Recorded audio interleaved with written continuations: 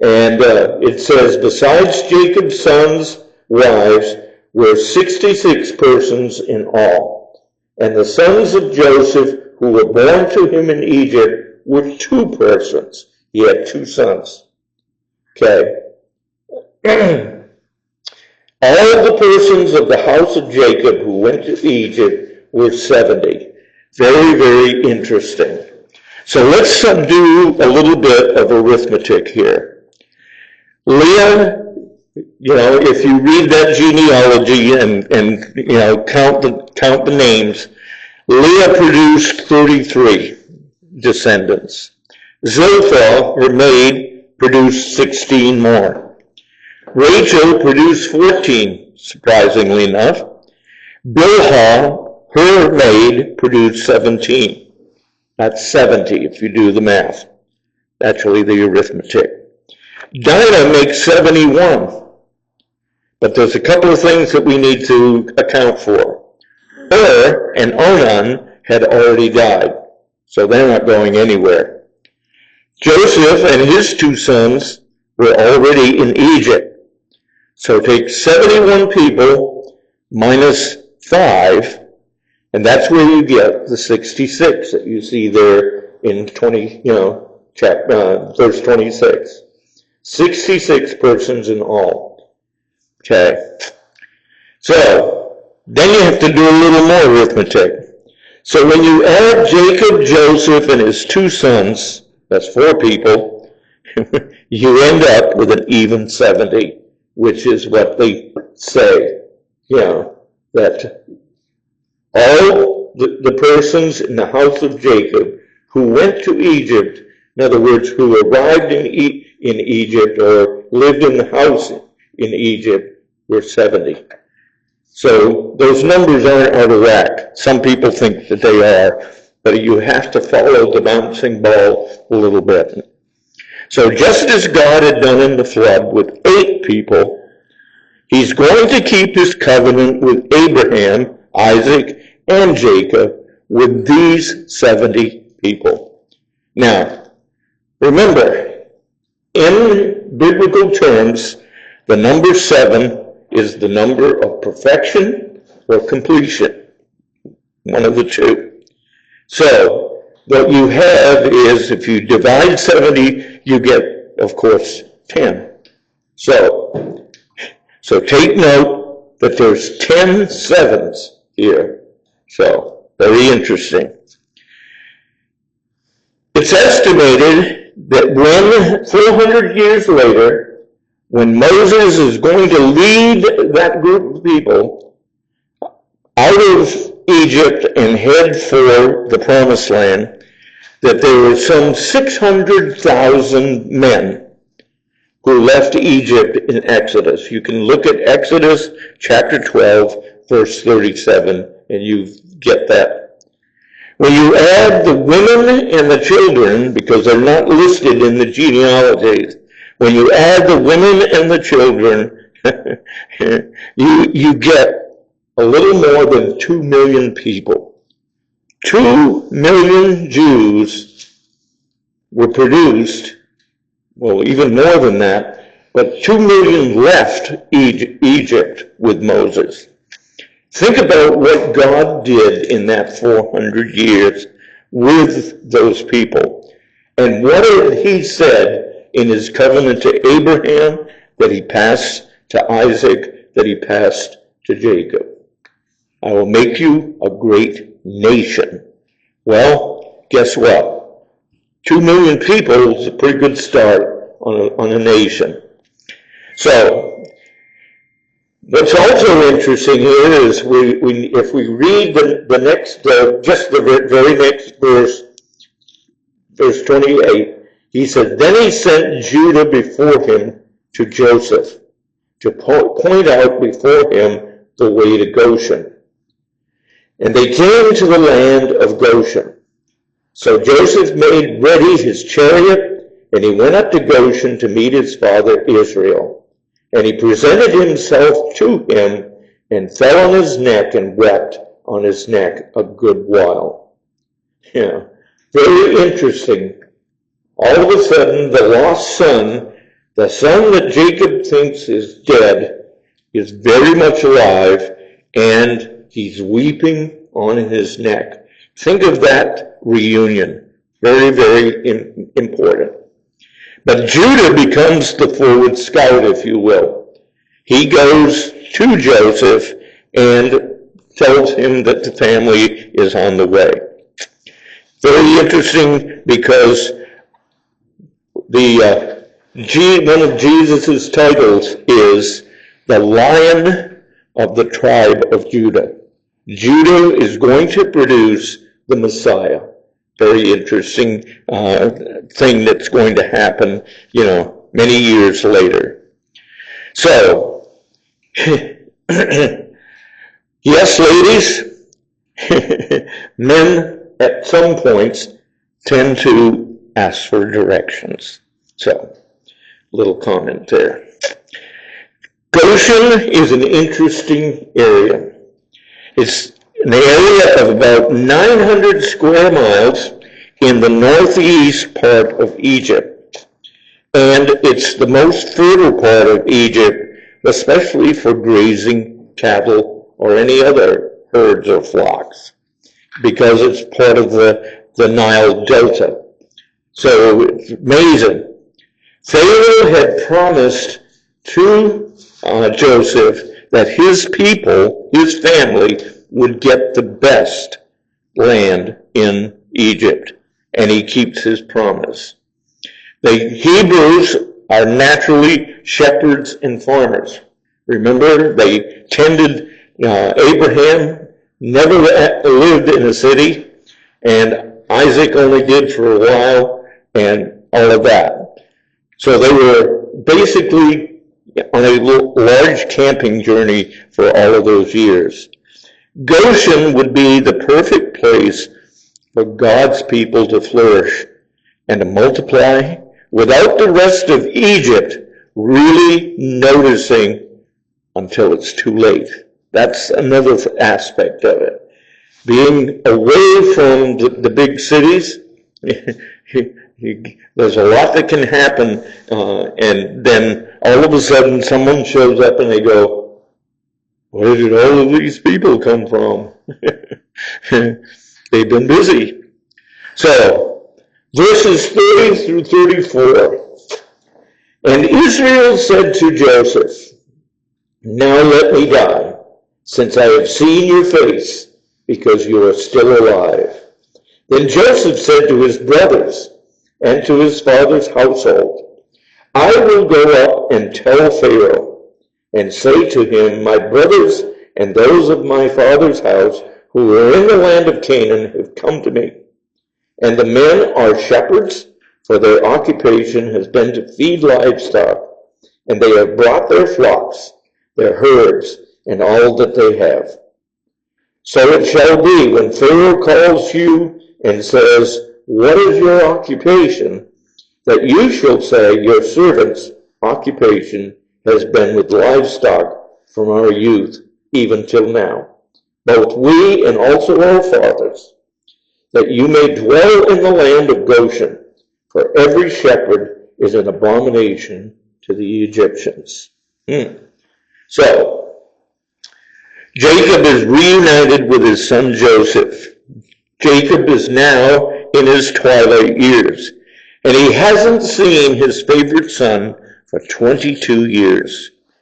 This meeting to him, I'm sure, was answered prayer. To see his son Joseph alive before he actually dies, he still held out the hope. Jacob, by the way, now is 130 years old. And Joseph is now 39. The meeting is very, very emotional, as you might expect. Jacob's words in verse 30, I think, reminds us of Simeon's words in Luke 2, verses 29 and 30, when he held the baby Jesus in his arms. Simeon says, I can now die because I have seen the Messiah. Well, guess what? Jacob has now seen his favorite son. So Joseph then addresses the entire family. What is he going to do? He is going to intercede. Very interesting concept. He is going to intercede with Pharaoh on the family's behalf. He's going to make sure that they're well taken care of. And guess what? He's in the position of authority to do so. So Joseph says that they are shepherds, but he doesn't mention sheep, does he? Very interesting. That's because, as we saw in the last line, Egyptians consider sheep dirty and shepherds are second-class people. Very interesting that these are the ones, these are God's chosen people, and these are the ones that get the very best land in all of Egypt. Now Joseph, of course, is going to take care of them and feed them through the famine. So let's go on to chapter 47, because it's just a continuation of the story. And what's really interesting to me is I have to remind myself every once in a while that the chapters and verses were all added well after, these words were written. So it just makes it easier for us to identify certain parts of Scripture when we want to reference it. So let's read verses 1 through 12 of 47. It says, Then Joseph went and told Pharaoh and said, My father and my brothers, their flocks, their herds, and all that they possess, remember, have come from the land of Canaan, and indeed they are in the land of Goshen. And he took 5 men from among his brothers, and he presented them to Pharaoh. Then Pharaoh said to his brothers, What is your occupation? Joseph is a prophet, not only, but he knew Pharaoh pretty well. And they said to Pharaoh, Your servants are shepherds, both we and also our fathers. And they said to Pharaoh, We have come to dwell in the land, because your servants have no pasture for their flocks, for the famine is severe in the land of Canaan. Now therefore, please, let your servants dwell in the land of Goshen. Then Pharaoh spoke to Joseph, saying, Your father and your brothers have come to you. The land of Egypt is before you. Have your father and your brothers dwell in the best of the land. Let them dwell in the land of Goshen. And if you know any competent men among them, then make them chief herdsmen over my livestock. Then Joseph brought in his father Jacob and set him before Pharaoh. And Jacob blessed Pharaoh. Pharaoh said to Jacob, How old are you? And Jacob said to Pharaoh, The days of the years of my pilgrimage are 130 years. Few and evil have been the days of the years of my life, and they have not attained to the days of the years of the life of my fathers in the days of their pilgrimage. So Jacob blessed Pharaoh and went out from before Pharaoh. And Joseph situated his father and his brothers and gave them a possession in the land of Egypt, in the best of the land, in the land of Ramses, as Pharaoh had commanded. And Joseph provided his father, his brothers, and all his father's household with bread according to the number in their families. So, here we see, first the conversations with Pharaoh. Joseph reports that his task has been completed, because it has. He's moved his family down to Egypt. His father, his brothers, their flocks and herds, and all of their possessions.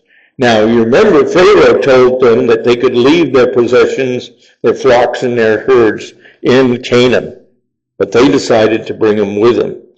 Some of the commentators actually think that this shows that they have a concern for their animals. They respected them. because they didn't want them to perish as well. Well, they're not told that, but it sounds good. So Joseph, though, selects 5 brothers to represent the family in Pharaoh's court. This, I thought, was almost humorous. Which 5 would you pick if you had that choice? And I'm sure that they cleaned them up a little bit and made them presentable for the court. And as Joseph had predicted, Pharaoh asks their profession, and they told him they were shepherds. Notice, though, that they said, please. They were very polite and respectful. So Pharaoh keeps his promise, and he even asks Joseph to put the best ones from his family in charge of Pharaoh's livestock as well. So Jacob is also brought to Pharaoh, and notice what he does. Here is the believer. Here is Isaac in Pharaoh's court, and what does he do? He blesses Pharaoh, because he's the only one that can do that from the perspective of, he's God's servant. So he's blessing a man who is an idol worshiper. So I think it's ironic. And I think it's also ironic that it's because of Jacob's favor. It's very interesting how the Christian, the favor that God has for the Christian often extends to the people who never accept God as God. It happened with Ishmael. Ishmael was blessed with and became, the head of a large nation as well. So it's very interesting that God does that, despite the fact that they don't recognize him. So he settles them, though, in the most favorable location, in the best of the land. That ought to also stir up something when we think about when Abraham and Lot separated their herds. Abraham said to Lot, choose where you want to keep your herds and flocks. Well, Pharaoh is not understanding that he's doing something that he's going to regret later on. But it's going to be a different Pharaoh at that point. Once again, we see the blessing resulting from one man's relationship to God. And God certainly was taking care of his people. I mean, they ended up in the right place. So, verses 11 through 26. Joseph, we already read the 11 and 12. Let's go to 13. Now there was no bread in all the land, for the famine was very severe, so that the land of Egypt and the land of Canaan languished because of the famine. And Joseph gathered up all the money that was found in the land of Egypt and in the land of Canaan for the grain which they had bought. And Joseph brought the money into Pharaoh's house. So when the money failed in the land of Egypt and in the land of Canaan, all of the Egyptians came to Joseph and said, give us bread, for why should we die in your presence? For the money has failed. Note that. Then Joseph said, give your livestock, and I will give you bread for your livestock, if the money is gone. So they brought their livestock to Joseph, and Joseph gave them bread in exchange for the horses, the flocks, the cattle of the herds, for the donkeys. Thus he fed them with bread in exchange for all their livestock that year. When that year had ended, they came to him the next year and said to him, we will not hide from my lord that our money is gone. My lord also has our herds of livestock. There is nothing left in the sight of my Lord but our bodies and our lands. Why should we die before your eyes, both we and our land? Buy us and our land for bread, and we and our land will be servants of Pharaoh. Give us seed that we may live and not die, that the land may not be desolate. Then Joseph bought all the land of Egypt for Pharaoh. For every man of the Egyptians sold his field because the famine was severe upon them. So the land became Pharaoh's. And as for the people, he moved them into the cities, from one end of the borders of Egypt to the other end. Only the land of the priests he did not buy. For the priests had rations allotted to them by Pharaoh, and they ate their rations which Pharaoh gave them. Therefore they did not sell their lands. Then Joseph said to the people, Indeed, I have bought you and your land this day for Pharaoh. Look, here is seed for you, and you shall sow the land. And it shall come to pass in the harvest that you shall give 1/5 to Pharaoh. 4/5 shall be your own, as seed for the field and for your food, for those of your households, and as food for your little ones. So they said, You have saved our lives. Let us find favor in the sight of my Lord, and we will be Pharaoh's servants. And Joseph made it a law over the land of Egypt to this day that Pharaoh should have 1/5, except for the land of the priests only, which did not become Pharaoh's. Very, very interesting, passage right there. We're getting a different view of the repercussions of the famine. Look what they had to do. The land of Egypt and the land of Canaan languished. In other words, it was in dire need. The common people suffered mightily, meaning exceedingly. First, all of the money in the form of quantities of silver went into Pharaoh's treasury. He became exceedingly rich. Then they traded their livestock for basic food necessities in order to survive. Then they gave up their land to Pharaoh, and Joseph moved the population into the cities. Finally, Joseph distributes seed. At harvest time, the people get to keep 80% of what the land produced, and they must give 20% to Pharaoh. Contrast that to what tithing is viewed as in God's law for the Jews, 10%. So good old Pharaoh is on the receiving end of a lot of wealth. Verse 25, though, I think sums up the view of the people. You have saved our lives. They recognize that Pharaoh has saved their lives, or Joseph, through Pharaoh. Really? Who saved their lives? God did.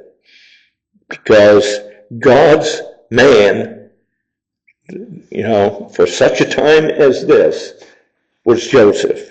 And Joseph came up with the idea, during the abundance, we're going to put away a bunch of the abundance. We're going to save it so that when the famine comes, we will have something to eat. So, then they go on to say, let us find favor in the sight of my Lord. In other words, may you look kindly upon us. And we will be Pharaoh's servants. So what happened to all of the population? They became slaves. It was the feudal system, to the max. There was the one, lord, and then all the rest of the peasants were servants. So they actually indentured themselves, though. There's a difference between a slave that's taken hostilely and there's one that's indentured. Means that they give up their right to be free and enjoy liberty. And they willingly sign on to. In Christian times, when someone was a person's indentured servant, bond servant, they would take an awl and they would pierce their ear, and they would put a piece of jewelry in there to identify them as a bondservant. So, let's finish the rest of the story. Verse 27. So Israel dwelt in the land of Egypt, in the country of Goshen, and they had possessions there, and grew and multiplied exceedingly. And Jacob lived in the land of Egypt 17 years. So the length of Jacob's life was 147 years. When the time drew near that Israel must die, he called his son Joseph and said to him, "Now, if I have found favor in your sight, please put your hand under my thigh and deal kindly and truly with me. Please do not bury me in Egypt, but let me lie with my fathers. You shall carry me out of Egypt and bury me in their burial place." And Joseph said, "I will do as you have said." Then he said, "Swear to me," and he swore to him. So Israel bowed himself on the head of the bed. Interesting. Jacob becomes a landowner in Egypt. Interesting. During a severe famine, while the Egyptian people are giving up everything they own, including their freedom. Jacob lives out the last 17 years of his life in Goshen, and he dies at age 147. But his last request is to not be buried in Egypt, but with his ancestors in that burial place that was purchased years before by Abraham, the cave in Mamre. So, we see this kind of bring to the end of Jacob's life. So verse 31, so Israel, though, bowed himself on the head of the bed. What does that mean, for crying out loud? It implies submission to God's will, indicating humility and obedience. Think about that journey. It took 147 years or thereabout for Jacob to finally realize what his position was relative to God, Almighty God. Jacob is finally fully submitted to God's will. The man who wrestled with God for most of his, natural life, now he's fully submitted to that God. And he only has one request of his son. Please, take my bones out of this land and bury me in Canaan. So, Jacob has run his race, and he's ready to spend eternity with his God. What a wonderful picture. Because what we're told, what Paul tells us, it's not how we run the race, it's how we finish. It's that we finish well. And Jacob finally finishes in the right place. So, a few final thoughts. First and foremost, what we see here, God accomplishes his plan. This is his plan. All along, he's going to protect. We've seen it do it with Abraham. We've seen him do it with Isaac. And he's now doing it with Jacob through Joseph. God is taking care of his people. He's put them in a place. If you will, it's almost like they're in the Garden of Eden again. They're back there in a place where they can flourish, where they're going to multiply. They're going to be left alone for a goodly portion of that 400 years. They're going to thrive. It's only the last part of it. when God wants to move them